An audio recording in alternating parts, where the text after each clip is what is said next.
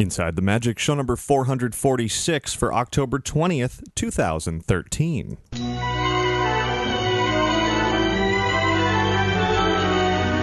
It is Sunday, October 20th, 2013. This is show 446 of Inside the Magic, and as always, I am your host, Ricky Briganti, with another great show packed with a whole lot of fun from the theme parks, some really great entertainment I can't wait to share. Before we get to all of that, I invite you to visit InsideTheMagic.net. There's all of our podcasts, videos, photos, news, articles, and all that good stuff over on that website. And if you ever have any news, tips, questions, comments, anything else you would like to send in to me, you can do so by emailing ricky@insidethemagic.net, or you can call and leave a message at 407-494-4ITM. That's 4486. And now, let's get on with the show.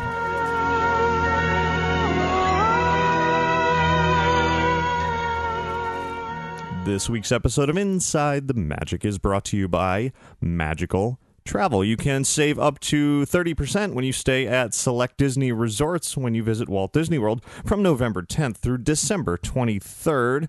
The offer expires November 3rd. You're going to want to contact or call or email or write to or whatever Magical Travel today for more information and for the best availability. You can do that by calling them at 866-207-8387, or you can visit their website at magicaltravel.com to receive a free price quote. Be sure to mention Inside the Magic to receive your free Disney gift card for qualifying bookings when you book your Disney vacation with Magical Travel.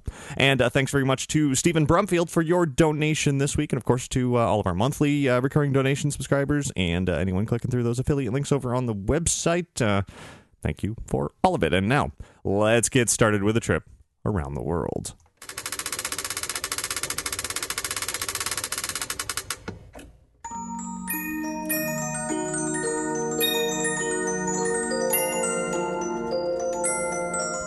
Halloween season continues, and we're going to have a little bit of spooky fun a little bit later in the show. Some fun audio/video from within the parks. Right now I want to make just a quick mention of a couple of new haunts that I visited over this weekend. I'll be writing more and sharing more about these over on InsideTheMagic.net very soon, but I just wanted to put a quick mention in here for the Radley Haunted House over in St. Pete. That's St. Petersburg over near Tampa. A home haunt that's been going on for many years. Really high quality stuff. Really enjoyed my time there. Also visited right around the corner from that Hellview Cemetery. Another home haunt. It's great to see sort of the smaller guys being able to put out some pretty solid entertainment for doing something that they're just doing for fun.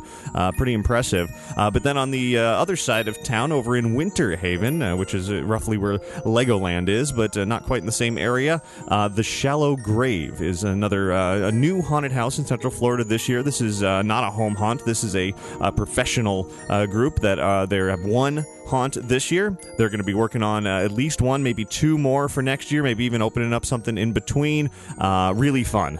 I definitely enjoyed that. So look for more from all three of those over on InsideTheMagic.net very soon. And one more quick Halloween event mention here. Of course, last week I talked all about my Halloween California adventure that I went on, and part of that was Halloween Horror Nights over at Universal Studios Hollywood, and I've written all about that event, even more than what I talked about on last week's show over at InsideTheMagic.net, and I also posted videos extensively from throughout the event, videos of all of the haunted houses there, including sort of a mix between night vision and regular normal lighting, so you get the best view of all their mazes, as well as some clips from shows and streets and photos and all that good stuff. So head over to InsideTheMagic.net for even more from Universal Hollywood at their Horror Nights event.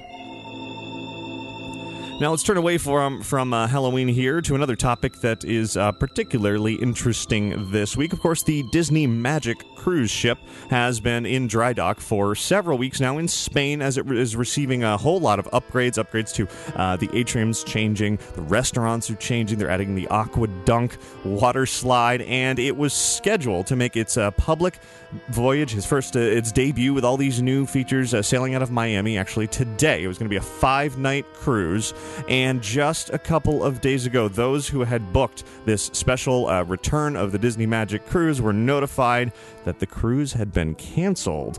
Disney Cruise Line spokesperson Lauren Falcone told me that it was necessary due to poor weather conditions. In fact, she said, quote, significant weather challenges, end quote, in both in the dry dock in Spain as well as on the ship's voyage back to Florida to sail out of Miami. Apparently, the weather was just so bad that they threw them way off schedule, and they needed these extra few days to finish off everything that they were working on the ship. Now, Disney has offered those who purchased tickets for this cruise, of course, they're giving their money back for the cruise. They're also paying for their airline change fees or cancellation fees, and offering them a free sailing on the Disney Magic sometime between now and May 16th of next year, 2014. And for those who can't make that time frame after that May 16th date, Disney's offering a 35% discount for future Bahamian or Caribbean cruises aboard the Magic. Now, the exception to all of this, and of course this is definitely a hardship for some folks who were on scheduled to be on that ship, people who have planned maybe big family reunions or time off from work, time off from school, time off, it's hard to rearrange all of that, and Disney has certainly done a good job in compensating those who are having difficulties as a result of vacation plan changes, but it's still not, quite the same. Also, this cruise that was supposed to be going on this week was going to visit Castaway Cay twice, and that's unusual. The rest of the regular cruises are not going to be doing that. So, a special opportunity missed. And then also, as a footnote to this, any cast members, Disney cast members who had booked for this cruise apparently are getting their money back, but are not being offered the free sailing. So, a little unusual there. There is a silver lining to this, at least for me personally, because I am going to be sailing on the Disney Magic coming up next weekend for a very brief 2-night trip out on the Disney Magic. We're not going anywhere. We're going out to sea. And we're coming back. We're not stopping anywhere. Really, the focus is on the ship itself, so I can check out all the new features and come back and tell you all about them. That includes, of course, the Aqua Dunk, which I am looking forward to tremendously, as well as everything else that I just listed, the restaurants and the general aesthetic enhancements throughout, and the Marvel Avengers Academy that's in there, the part of the Oceaneers Club, the new kids area with the Marvel characters and all of that. So I'm really looking forward to seeing all of that, and while it's terribly disappointing for those who were going to be on this cruise that got canceled, I suppose it's good news for me, because that means I will be on the first sailing following the return of the Disney Magic. So, definitely bad news for those who are going to be on the ship, but free cruise is not a bad deal for the future. So, with all that said, that means next weekend, I'm not sure that I'll have a show on Sunday, because that's when I'm going to be returning from the cruise, maybe Monday or Tuesday, but I'll definitely be coming back and sharing all of my thoughts and everything that I absorb aboard the newly enhanced Disney Magic. Now let's hop over to Walt Disney World, where the Festival of the Lion King, of course, we know that show is moving over to a new theater near the Africa area of the park because of Avatar moving into Camp Mini Mickey. Well, word was handed down to the performers, the cast members for the Festival of the Lion King show within the last couple of days that apparently the show, when it closes in Camp Mini Mickey and then reopens months later in the new location, it's not exactly going to be the same show. Apparently the cast is going to change as well. There'll be a new sort of updated lighting, updated dances, and it's really going to be a very different show. Same concept, but a very different show. It's going to be closing near the beginning of January, and then returning maybe half a year later or so. So if you're a big fan of the current version of the Festival of the Lion King, you're going to want to rush over to Animal Kingdom ASAP to see it, because when it comes back in its new location, it is not going to be exactly the same show.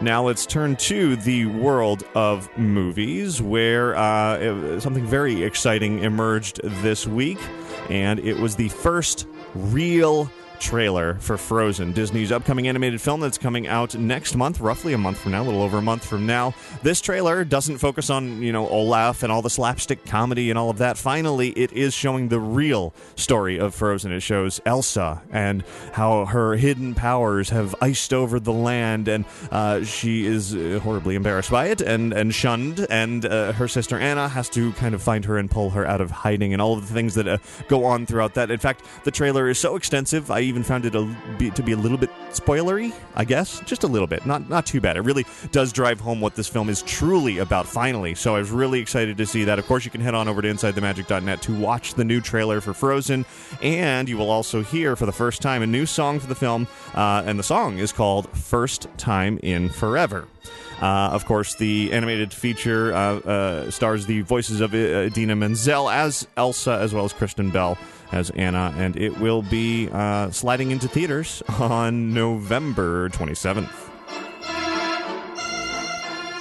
And this past Wednesday, October 16th, was the Walt Disney Company's 90th anniversary, and it was celebrated not in any places that you normally would think of, but rather in Chicago, which is Walt Disney's birthplace. And there, D23 opened their latest version of the Treasures of the Walt Disney Archives exhibit, which has sort of a smattering of things that we've seen in these archives exhibits before, but for the first time in Chicago. You've got animatronics and ride vehicles and costumes from movies and pieces of animation history, etc. You know, all the great things that you always want to see in these Treasures of the Walt Disney Archives exhibit.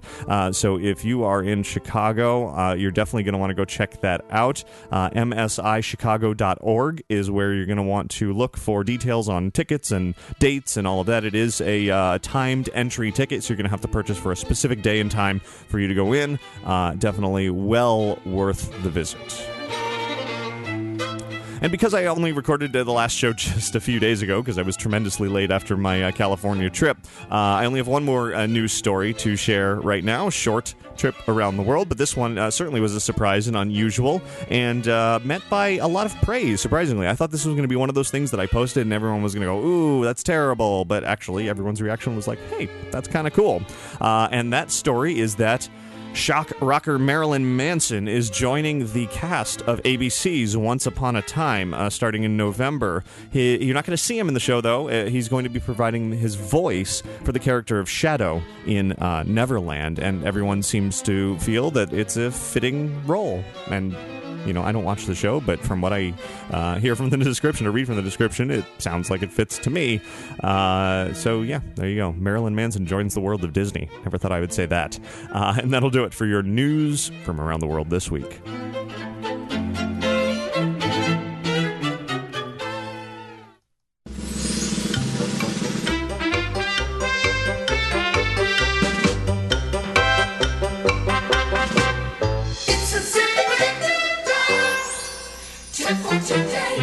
This week's tip comes in from Kirsten in Colorado, who writes, if you make a reservation for Cinderella's royal table for 30 minutes or so before the Magic Kingdom fireworks begin, you will have the opportunity to watch the fireworks from inside the castle. The restaurant windows have a wonderful view.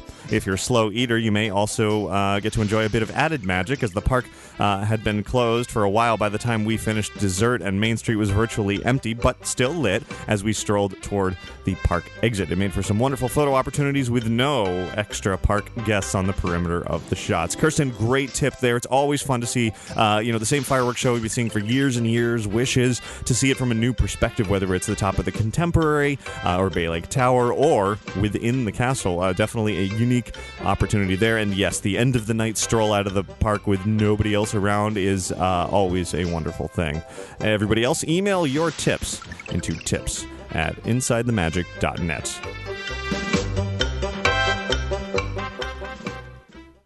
So now I have a whole lot of fun sort of clips that I want to share from my time out in California. Last week I talked all about the trip, but really it was just me talking for quite a while and giving you my trip report. Now I want to share some clips of fun things that I would experience. But before I do that, I do want to mention Capturing Magic, the iPhone apps that are the ultimate tool for documenting and recording the magic of your Disney vacation. Whether you are out there at Disneyland or you're out here at Walt Disney World, Capturing Magic offers a helpful list of photo opportunities and memories to capture before, during, and after your trip. It is the perfect way to ensure that you don't miss any of those magical moments, because while you're in the parks, the app is going to remind you of any of the photo ops that you've picked from a list when you're near those locations, and then you take the photo, you mark off who's in it, what camera you used, and you can easily organize everything later. The Capturing Magic iPhone apps are available now in the iTunes App Store.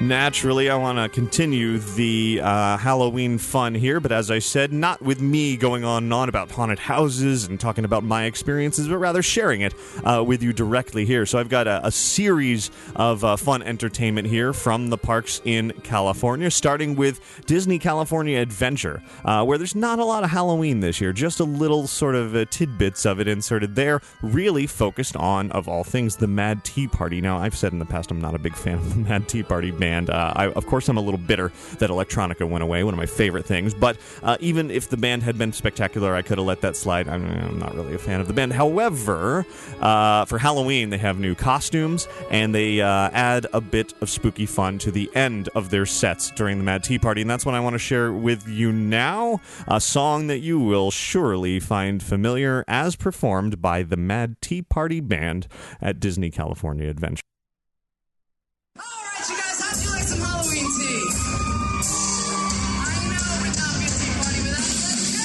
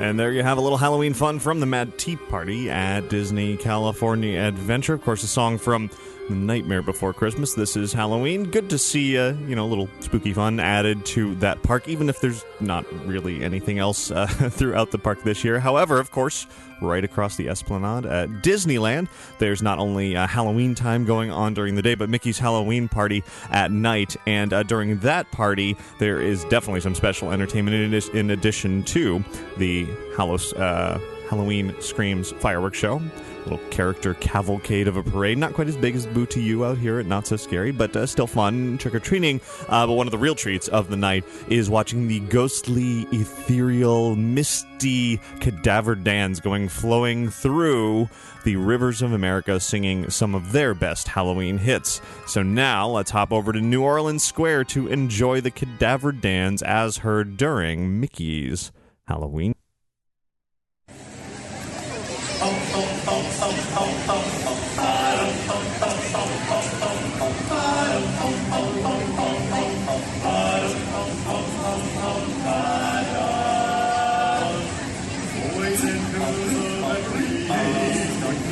See something strange, come with us and you will see this our town of Halloween. This is Halloween, this is Halloween, pumpkins scream in the dead of night.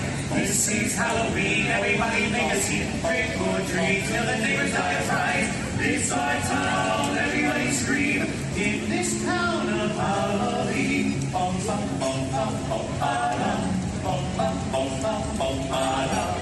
I am the one hiding under your head. Deep brown show my son's red. I am the one hiding under your hair. Fingers like snakes and spiders in my hair. This is Halloween, this is Halloween. Halloween, Halloween, Halloween, Halloween.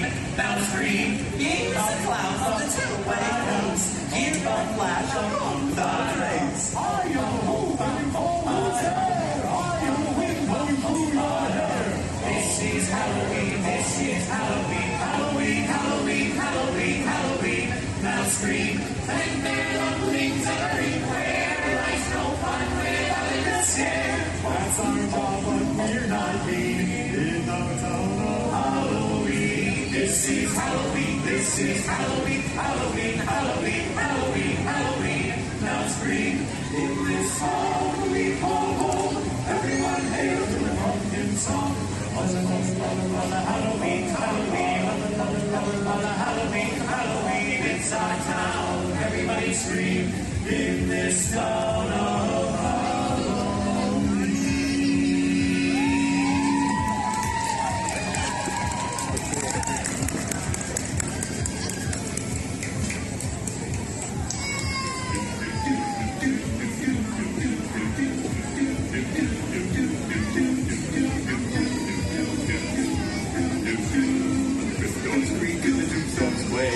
Come out for a screaming way. Happy haunts materialize and begin to vocalize. Bring pretty ghosts, come out to socialize.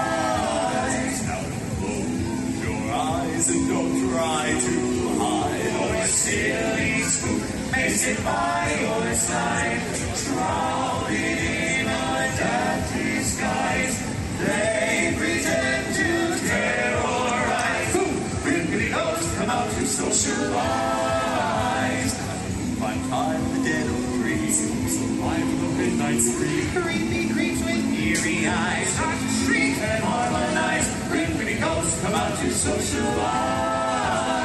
When you hear the mellow and bell, You hear those gleam where spirits dwell. Restless homes etherealize. Rise of spooks on every side. Bring pretty ghosts, come out to socialize. Bring pretty ghosts, come out to socialize.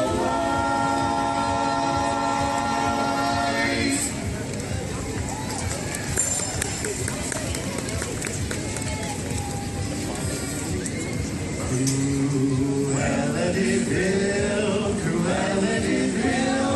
If she doesn't scare you, no evil thing will. To see her is to take a silly chill. Cruella, Cruella de Vil. The ice in her skin. All innocent children better beware. She's like a spider waiting for the kill. Look out for Cruella de Vil. At first you think Cruella is the devil.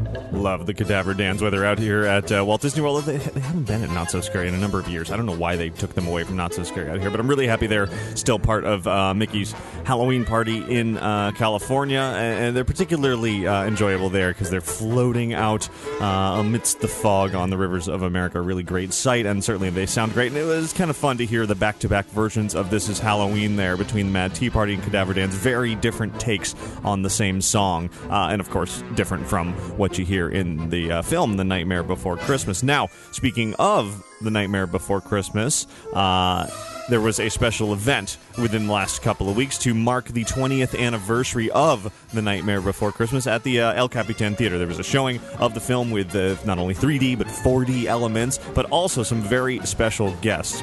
And I unfortunately was not at that. In fact, I wasn't actually at the nighttime entertainment for Mickey's Halloween party, so I should say thank you to my wife Michelle for recording those two clips that you just heard from Disneyland and that tea party and all that. Anyway, so thanks to Steven for sending me a clip of none other than original Oogie Boogie voice, Ken Page reprising his role, singing his theme song live at El Capitan in Hollywood, which I will now share with you. You gotta be. This can't be like that.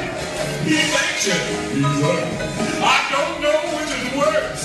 I just might spill a scene now if I don't die laughing first. When the story closes, the stroke goes in hand. You better pay attention now, 'cause I'm the boogeyman. And if you are singing, there's something very wrong. 'Cause this may be the last time you hear the boogie song.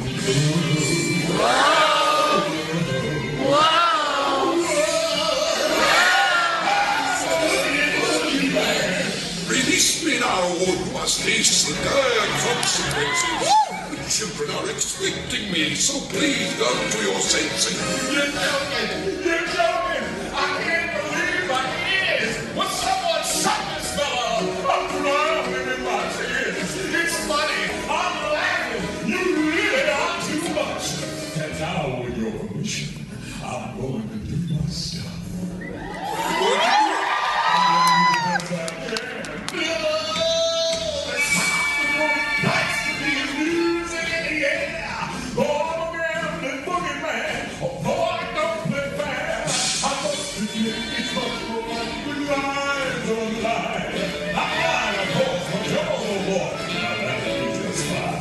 Release me fast, or you will have to answer for this heinous act. Oh, brother, you're something! You got ears, spin! You are as comprehending the position that you're in. You're finished! You have got brains! Because I'm Mr. Oogie Boogie, and you ain't going nowhere.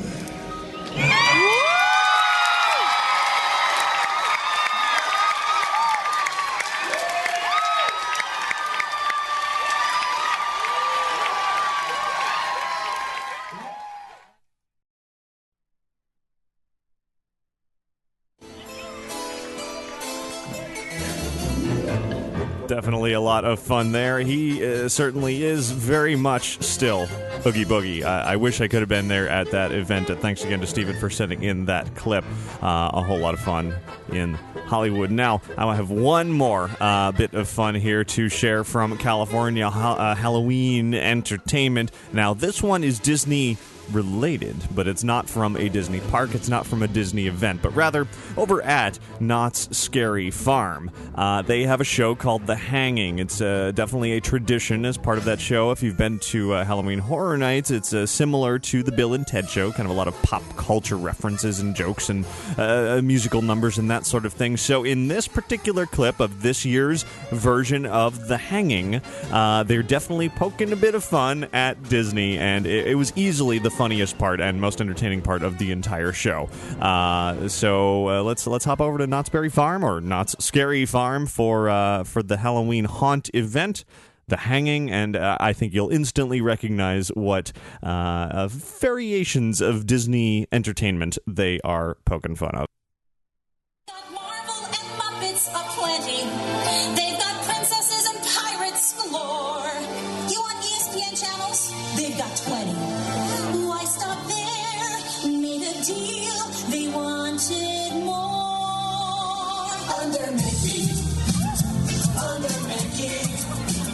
beyond any doubt. George sold us out, and also Indy.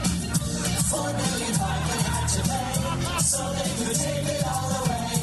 Now Luke and Yoda, Vader and Bulma, Chewie and Akbar, Venom and Leia are under Mickey. It's a trap.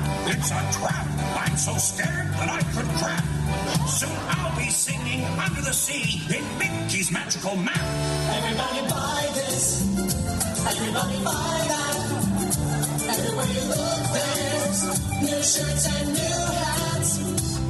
Let every shop be filled with toys and things. Lightsabers, action figures, and X-Wings. We're gonna hear those cash registers ring. Oh, Disney just can't wait to sell things. Could be worse by and large. At least George Lucas isn't in charge. Let's wait and see. We might like to be part of their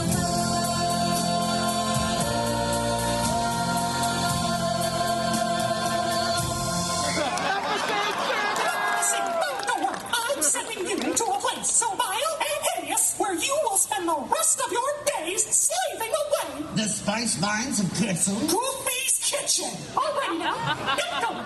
Come on, move it, get going. Shoot, shoot. Oh, wait a minute. You two.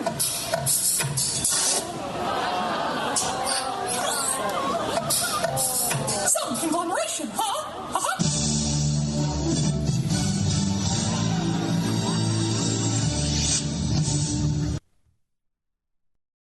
Funny stuff. I enjoyed it. Definitely the funniest moment from the hanging over at Knott's Scary Farm. So there's all of the extra bonus California entertainment from the world of Halloween that I have for you this week. And really, that sort of wraps up... well, no. Actually, wait a minute. Hold on. Looks like I've got one more thing to share.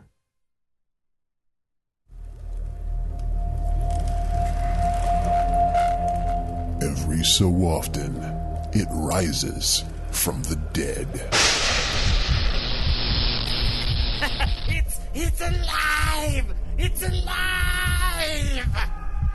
Marching like a zombie from the iTunes cemetery. Coming for you.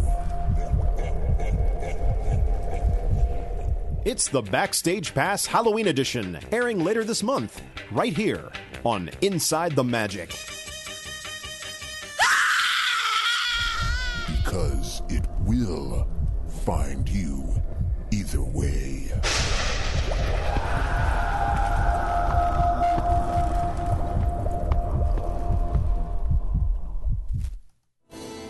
That's right. Mark and Jay are returning next week to the show for a very special Halloween edition of Backstage Pass. For those of you not familiar with Backstage Pass, go back, listen to a lot of old episodes of Inside the Magic before there was a video version of the show, before a lot of things. Years ago, they were regulars here on the show, and everybody really enjoyed their interesting and a mix of information, humor, drama, stupidity, whatever you want to lump into there, and I assure you will enjoy next week's Halloween edition for 2013 of Backstage Pass.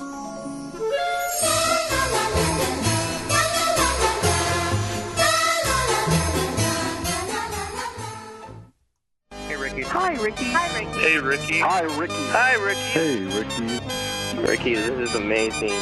Ladies and gentlemen, boys and girls. Inside the Magic listener feedback.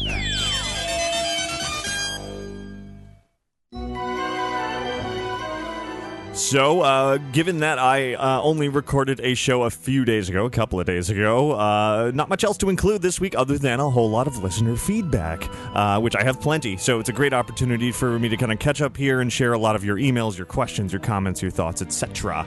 So let's jump right into it with an email from Steve from North Carolina, who writes, I'm really enjoying the podcast. Not as big of a fan of Halloween as you, but I still enjoy all of your reporting. We just got back from a week at Walt Disney World. We stayed at the Port Orleans Riverside Riverside and were offered the Magic Band for testing. I like the concept, and we used it for everything. The week we were there, October 7th through 14th, must have been spring break in Latin America based on the large number of guests from Brazil and Chile and Argentina. One thing I noticed is that none of these guests had Magic Bands. Maybe Disney is working out the bugs with foreign guests, not ready yet. We also used the new guest disability program, and it worked with no issues. My wife uses a motorized wheelchair, so cast members quickly handed out a handwritten pass with a return time. A big note here, most queues at Walt Disney World are wide enough for all wheelchairs, and you wait in line with the other guests and do not need a guest disability pass. So, Steve, thanks very much for those notes. You got Magic Band, My Magic Plus, all of that is definitely still in testing. It's still slowly being rolled out. It's not even in the hands of annual pass holders yet. So it's I'm not surprised that all of those folks from down south, South America, did not have them quite yet. It really is only so far for some cast members as well as those staying in the Walt Disney World resorts. But it's going to have its full rollout sometime within the next couple of months. And good to hear the new disability program worked out well for you as well. Here's an email from Greg responding to some conversation about Disney Toon Studios from a few weeks ago. Greg writes, I know that Disney Toon Studios often gets ragged on for its awful animated sequels and spin-offs, a ragging that I totally agree with, but did you know they were also responsible for the excellent DuckTales movie from 1990, DuckTales: The Treasure of the Lost Lamp? I just came across this while perusing Wikipedia and thought you might find it interesting. They also were responsible for the excellent A Goofy movie. Greg, I did not know that. I own a copy of DuckTales: The Treasure of the Lost Lamp, which is fantastic. Of course, I'm a big DuckTales fan, and that film is wonderful. I didn't know that was Disney Toon Studios, so I will. That brings them up just a tiny notch for me at this point. And you know what? And Planes wasn't half bad. It wasn't great, but it wasn't bad.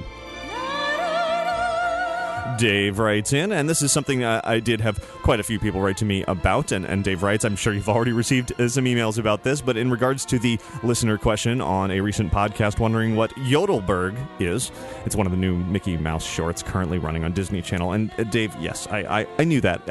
It escaped me at the moment, but I did know that because I've seen it. I watched it. It's funny. So thanks to you and to everybody who wrote in about that. Next email is from Eric, who writes, first off, I would like to congratulate you on 100,000 YouTube subscribers. I recently watched Escape from Tomorrow, the guerrilla filmmaking effort. It was filmed in Disneyland, Walt Disney World. Anyway, back to his email. Let's just say it was not great. It was quite impressive that they shot the whole movie on Disney property without their permission, but overall the movie lacked interesting characters, a climax, suspense, good music, because they were not allowed to use Disney's. There are many slow and unnecessary moments. I was hoping that there would be more Disney references that true fans would get, but looking back, I think the only park reference was that one mentioned was a hidden Mickey. I was curious to what you thought about it, though, and why Disney has not tried to stop it. Well, Eric, I have not had a chance to sit down and watch it yet. It is available on video on demand and iTunes and all that stuff so far, and I definitely am going to sit down, but the reason I haven't yet is not only because I've been crazy busy, but also because I've heard nothing but reviews like yours that it is just kind of a bad movie. It's fun to see how it was shot without Disney's permission, but it's just a bad movie. So if you want to see a good movie that was shot in Disney's parks without permission, go watch Missing in the Mansion, the, of course, short film from the Dawes brothers that I had a part in helping to create last year around this time of the year. It's a great short film by Disney fans, for Disney fans. Nothing, inappropriate or whacked out like Escape from Tomorrow has. Instead, it's just sheer fun. You can find it on YouTube. Of course, you can find it on InsideTheMagic.net. And you might want to stay tuned if you enjoyed Missing in the Mansion. You might want to stay tuned for something special very soon. John writes in and says, hey, Ricky, regarding the no pictures of other people with characters rule that you encountered this past week, I experienced the same thing several years ago at Disney Hollywood Studios. A couple of times in the Magic Kingdom, I was taking pictures of Lightning McQueen and Mater, but there were other kids besides mine around, and immediately the cast member came over and told me that I could not take pictures of other people. This was maybe 3 years ago. Since then, I've been told a couple of other times about the rule. Maybe some enforce it and some don't. I'm thinking it has to do with protecting children. John, yes, I agree about children. That is sort of one of those touchy subjects. I've heard various stories of people being asked to not take pictures of other people's children, which is understandable. But when I was brought it up for Mickey's Not So Scary Halloween Party, I guess it was the surprise of it that I was taken aback by. The cast members were being rather abrasive about it, and when I was taking the pictures, there weren't even any children in there. I was really just trying to take a picture of the dwarves. And so, it's just kind of bizarre. I mean, everybody takes a lot of pictures throughout all of the parks, and really when you enter the parks, you basically sign away the fact that you will be photographed at some point, whether it's by Disney's cameras or somebody's. I mean, you're bound to catch other people in your photos, and you're just trying to take a picture of the characters, and if there just happen to be some other people in there, I'm not sure what the big deal is, but it'd be interesting. Maybe I'll have to ask Disney what their official rule, if they have one, is on this subject, or if there are any PhotoPass folks out there who want to chime in at all. I'd be interested to find out. Next up is an email from Josh in Seattle, who writes, I have a question for you. My girlfriend is currently working at Walt Disney World as part of the Disney College program, and I'm planning on visiting her at the end of the year, December 31st through January 4th, right before we head back home. We are big fans of Disneyland, but I've never been to Disney World, and I'm planning on making this trip even more special by proposing to her when we're down there. I know some of our favorite places, Indiana Jones Ride, the Mark Twain Riverboat, and the Blue Bayou don't exist in the Magic Kingdom, so I was curious if you had any good ideas of what parts of the Magic Kingdom feels most like Disneyland. Is there anywhere at Disney World that are similar to the places listed above? Any good suggestions on special places for proposals in Disney World besides the front of the castle? Well, Josh, good luck with that. It certainly will be magical no matter where or how you do it, but that aside, as far as, I get this question actually a lot, which is why I wanted to share it here. And hopefully I didn't ruin any surprises here. Hopefully your girlfriend is not listening to the show. You didn't make any mention of not including this in the show. So anyway,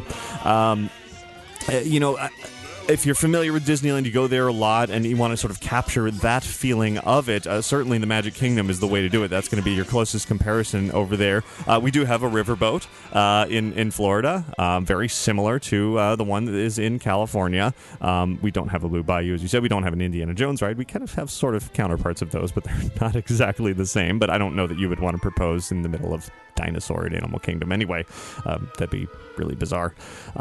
So as far as similar to what you've explained there, I don't know. It's kind of, if you want to do it at Disney World, maybe you want to do it at a place that's unique to Disney World, like Liberty Square. Certainly the riverboat would be there. You kind of get that blend of the two somewhere in that area. You get the little taste of Disneyland with the riverboat in the background, but you also get the specialness of Walt Disney World with Liberty Square, a land that is unique out here. Obviously you said not the castle, because that's a pretty standard sort of cliche moment to propose. And anyway, my general piece of advice when I get this type of question is you need to sort of think about not only your preference, but more importantly your girlfriend's preference in her, what she likes. What is it that she loves about the parks, and capture that in that moment. You can certainly enlist the help of Disney. It doesn't hurt to either call them up or go to guest relations or guest services while you're here and ask if there's anything that they can do to assist, or maybe just stop a cast member somewhere, and sometimes they'll be able to work out a particular magical moment. Either maybe with a character, maybe not, maybe just sort of a little happenstance thing going on. Restaurants can be a good place to do it. They do it all the time in the California Grill. It's one of the most proposed areas for a proposal at Walt Disney World, because it's a gorgeous view of the Magic Kingdom, and you got the fireworks, and it's a little romantic and all that sort of thing. They do that almost every night in that restaurant. So Disney is quite familiar with the concept of proposing. And so, it's really just make it personal. Make it that memorable moment that's not going to be a total shock and surprise, and you look back and you're like, why did I do it there? That's just weird. You want to do it somewhere that means something. So that would be my advice. And now let's hop over to a voice message. Hi, Ricky. My name is Becca Diamond, and I am a huge fan of your podcast. I've been listening for since the beginning of summer. Anyway, big California kid. I've been to Disneyland more times than I can count, but I'm taking my first Disney World trip with my girlfriend in exactly 200 days, not that I'm counting.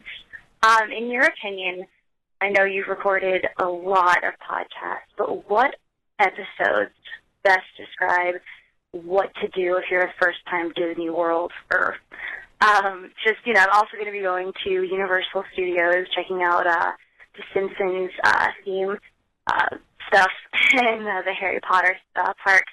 So any tips and suggestions for a first-time ever goer would be fantastic. Keep up the great work, and thanks so much. Bye.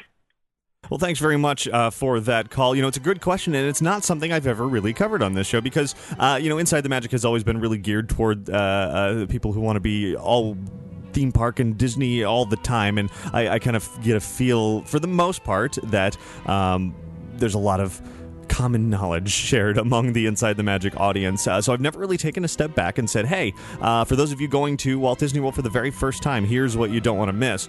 It's actually a really difficult question because with 4 parks, with water parks, with Downtown Disney, with so many hotels, more hotels than I can even count anymore because new ones keep opening up, there's literally more that you can do as a first timer than you can do in one trip. It's impossible. I mean, I've lived here for a long time. I've been coming here for my whole life, and I still haven't seen everything here just because there's always new things and there's always things you just miss or that are tucked away here and there. So it is a very difficult question to answer. Especially if you're adding Universal to that mix. Clearly you have a goal there. You want to see Simpsons, you want to see Harry Potter, but there are other fun things to do while you're in those parks as well.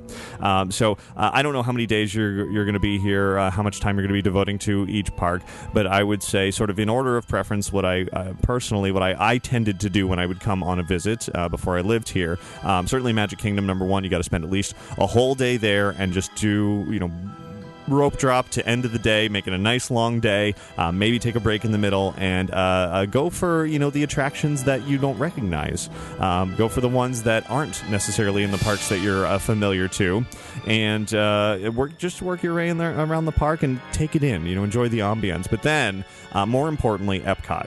Epcot is so unique to Walt Disney World. There's really nothing like it in the world. I mean, there are some duplicate attractions, but for the most part, Epcot as a whole is, arguably the most unique thing about Walt Disney World. And to fully explore that, you can't even do it in a day. I mean, you could gloss over the World Showcase very easily, be like, oh yeah, there's Italy, there's China, that's nice. But you'll be missing so much if you don't go back and explore those pavilions, eat at the restaurants, take in the exhibits, take in the shows, and I don't know if it'll be your taste in entertainment, but for me, I always spend at least a full day at Epcot to really absorb it all. And granted, years ago, Epcot was a bit of a different park than it is today. A lot more fast hits today than years ago with long, Omnimover, animatronic Horizons type attractions. But today, it's still worthy of, at the very least, a full, solid day at Epcot.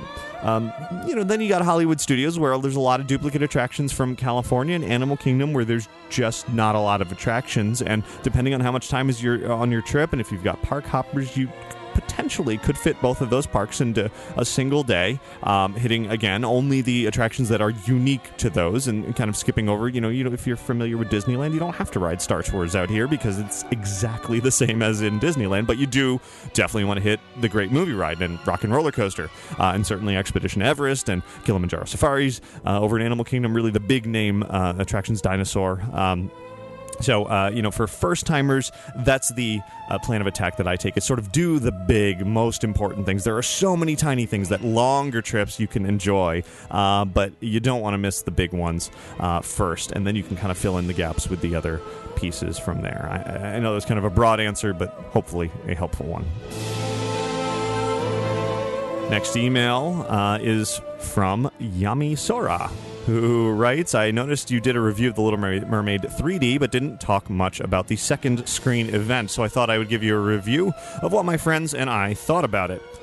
there were 4 of us, and we went to a showing around 6 p.m., and we weren't too surprised when it was just 2 other couples in the theater. We brought 2 iPads with us to share, but apparently you had to download an app before going to the theater, so we didn't even get a chance to do the second screen. However, I could still see the other couples' screens and what they were doing on them, and before the movie started, Jodie Benson came on, told you some things about what was going to happen, how to play with your iPad and watching the movie, and the objective was to defeat Ursula. In the end, you were able to then choose what team you wanted to be on, Sebastian's or Flounder's, and play the games and help those characters win. During the movie, Sebastian, Flounder, and Ursula's voices would talk at random times to tell you when to play the games. When the surround sound in the theater, with the surround sound in the theater, it was quite creepy to hear and fun to hear Ursula on your right, and then she would shift to the left and try to scare you. Ursula even stopped in the middle of the movie twice for you to do a puzzle. My friends and I just sat there analyzing the picture that the movie stopped on, and it was fun to see some of the flaws that you wouldn't normally see, especially on a big screen. The games themselves were fun little games that you would see on apps and such, like Pop the Bubbles or Steer the Ship, or nothing too complicated. Of course, the movie had sing-alongs, and those are always fun. And when it got near the end, Ariel's voice came on along with the other characters, and you defeated Ursula, or at least kicked her out of the movie. As for our thoughts in terms of the iPad, they weren't really necessary to have a good time. I think it'd just be fun to pause the movie and maybe have a game where you get to spot the dingle hopper in a frame for a minute or two. With the voices of the characters going on during the movie, I thought it was pretty fun and interactive. They really made me think I was more in the movie, and it was nice that they only really talked when no dialogue was going on. All in all, we went to have fun, a fun, silly time, and we did. We think Disney should have waited until the next year when The Little Mermaid was turning 25, because that's a big anniversary.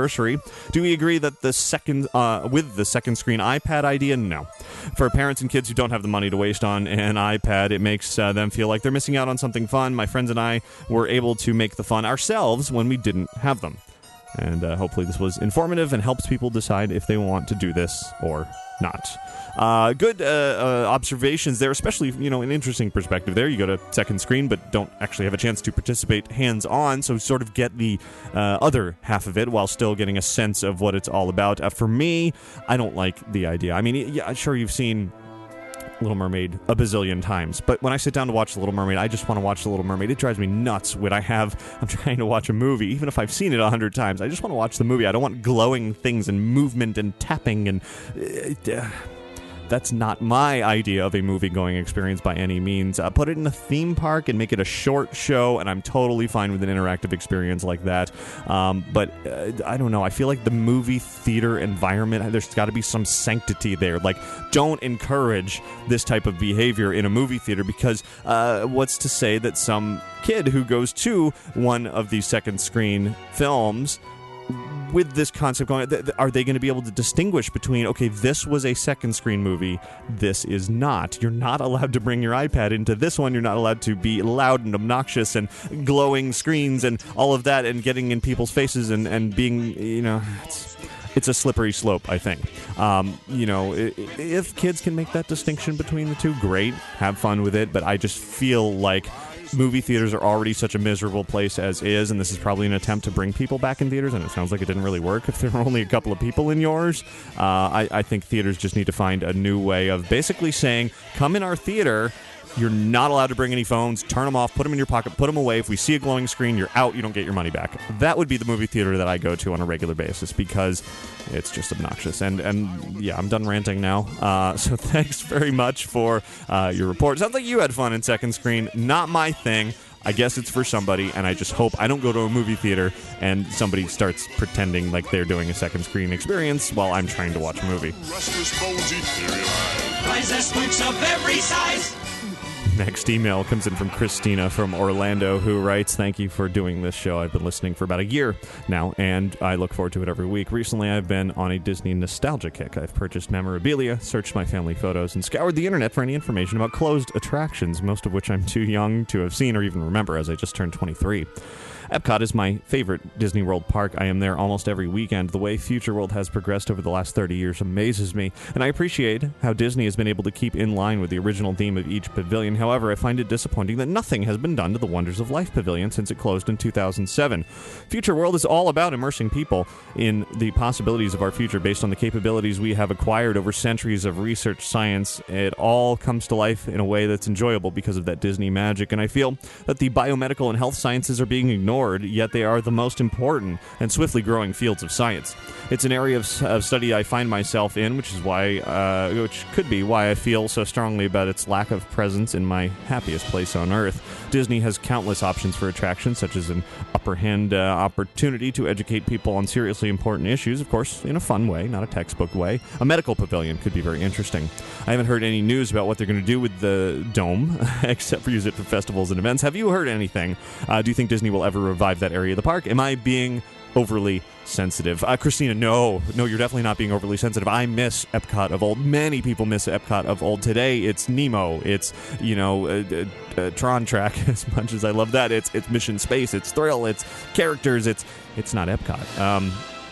I miss the edutainment, if you will, of Epcot. And I do think the Wonders of Life Pavilion should be there in some capacity. Body Wars was great. I loved Body Wars. And Making of Me and Cranium Command. And, those were... It's not just a nostalgia thing either, because, I was a kid and I loved those at the time. It wasn't... You can't just say, oh, kids hate Epcot. It's too educational and all of that. And, okay, sure, it's not for everybody. What park is? There's the same thing could be said about thrill parks. Not everybody loves roller coasters. You can't totally exclude things that people like just because others don't like it. And that's, unfortunately, what Disney does tend to try to do. They want to please everybody, but by never sort of taking that full step in one direction and maybe alienating a few people, you never get to really make those people happy. You just sort of get a general sense of, yeah, everybody likes it, but nobody is totally thrilled with any one particular thing. And very much a generalization, of course. There are, of course, attractions, many Disney attractions that people absolutely love, but just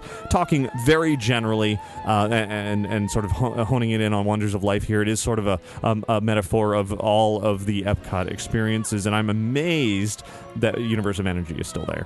I can't believe that 40-minute trip through, slow-moving trip through Bill Nye and Ellen DeGeneres, and something that is so blatantly dated at this point, it still exists. That baffles me. I'm not complaining about it. It's nice to slip in there and get a taste of that classic Epcot experience every once in a while, but the fact that it's still there just baffles me, given the trends that are going on in that park. So no, you are not too sensitive. I agree with everything that you wrote, and I hope there are some sort of plans for Wonders of Life at some point. I unfortunately haven't heard anything.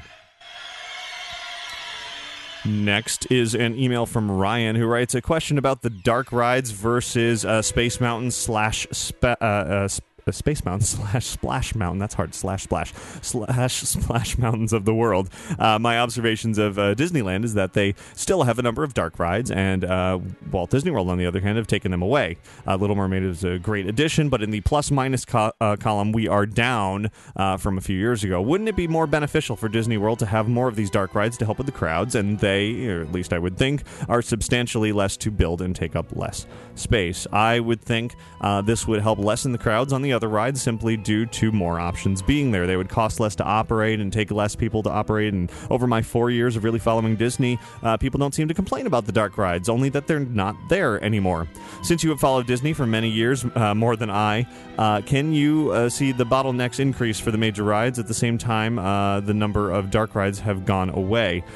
I wonder if there is a correlation to the two. I love the signature rides at every park, and yet my family and I find ourselves enjoying the smaller rides just as much, just for different reasons. I don't know if space would allow, but the Pinocchio ride at Monsters, Inc., the Alice in Wonderland ride, and likely your favorite Roger Rabbit would all be hits in the Magic Kingdom. Ryan, great observations there. This is a great sort of follow-up to the Epcot question from a moment ago. And yes, things change over the years, and dark rides, the old classic style of dark rides, tend to fade away for these newfangled 3D projection-based this, that, and the other.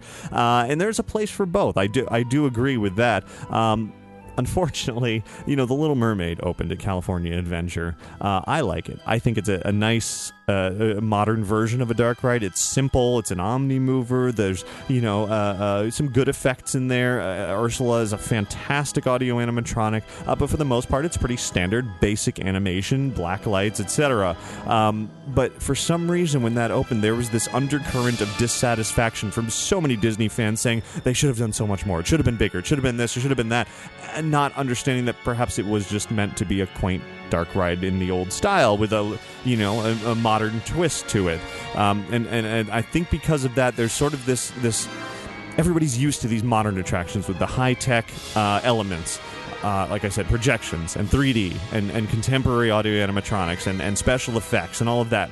So if you were to build something like a Pinocchio or an Alice in Wonderland with limited motion, very simplistic scenes, and then stick that in a park today, everybody would be like, wow, this is old immediately. They look at it like this is not classic because it's not old, but it's new, so we expected something new, but it feels old, and it's just sort of this bit of confusion in your brain, and I would love it. I would love it if they build a new classic dark ride. Emulate that style. I would be all over that, but I don't see it happening anytime soon. There's a sort of a direction that Disney World, specifically Walt Disney World, is going in that does not involve that type of experience.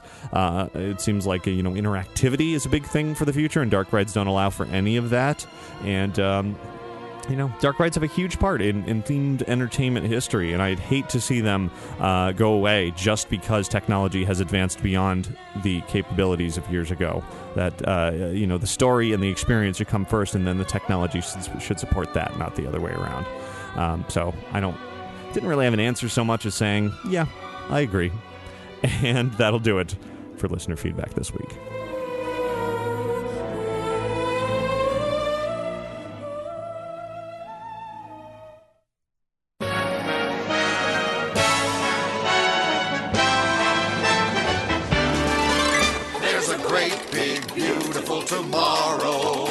And hopefully you enjoyed yet another week of some Halloween entertainment here. A little bit different spin, though. Not just me talking about stuff, but rather actually sharing the Halloween entertainment with you, bringing you to the parks, and even a bit of humor from Not Scary Farm. I found the song to be pretty amusing.